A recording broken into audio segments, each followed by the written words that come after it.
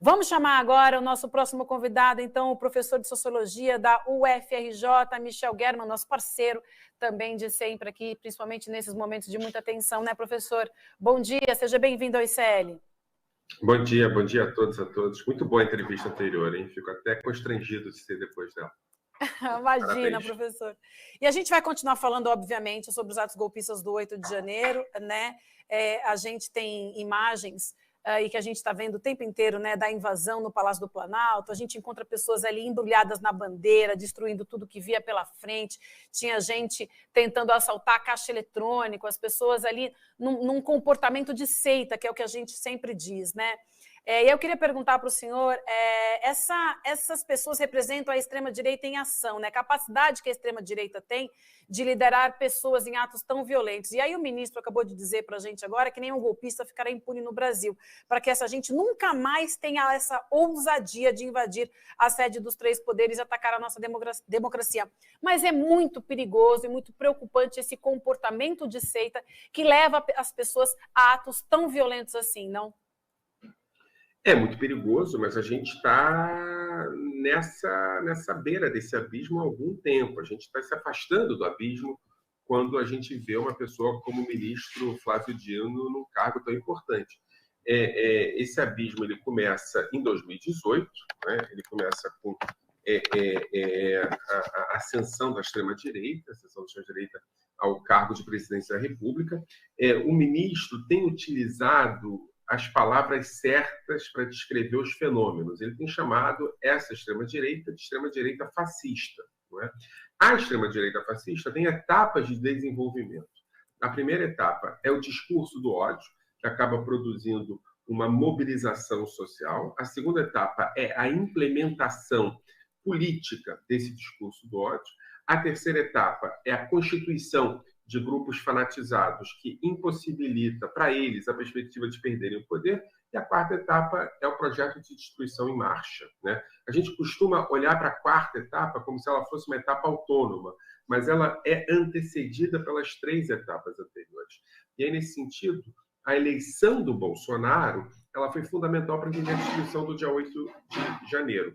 Digo mais, se a gente estivesse agora vivendo um segundo mandato do Bolsonaro, a destruição não seria somente essa. Seria muito pior do que a gente viu. O que aconteceu foi que, com a derrota do Bolsonaro nas urnas, houve uma antecipação desse projeto de destruição no sentido mais explícito da palavra.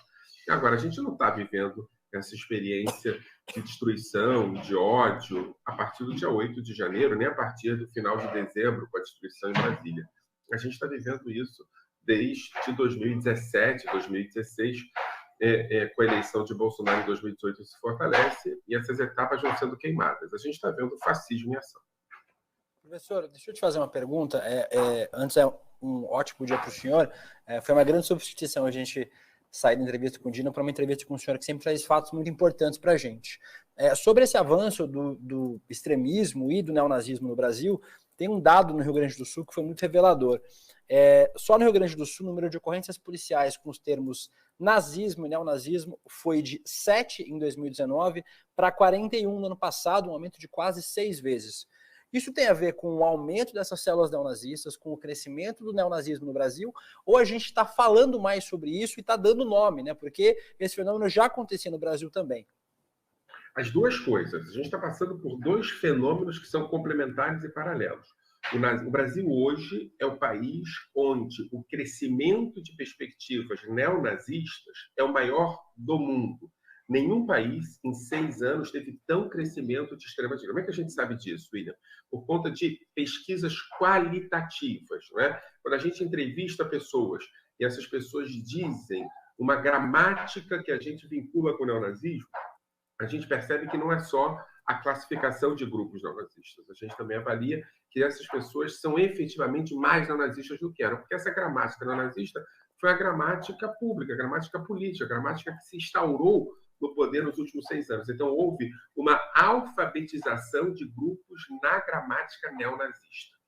Em paralelo a isso, nos últimos anos, nos últimos meses, a gente tem começado a classificar as coisas pelo nome. Agora, não sei se você se lembra, mas durante os últimos 5 anos, até 2022, até a posse do presidente Lula, chamar o Bolsonaro de neonazista, ou chamar grupos bolsonaristas de neonazista, não era simples, né? As pessoas falavam que estavam paralisando o nazismo, né?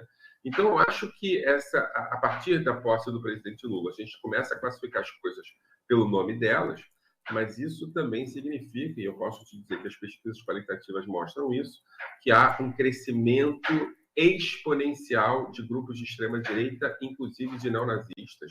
A gente está chamando o Brasil da nova Disneylândia do neonazismo no mundo. Muito bem, professor. Obrigada.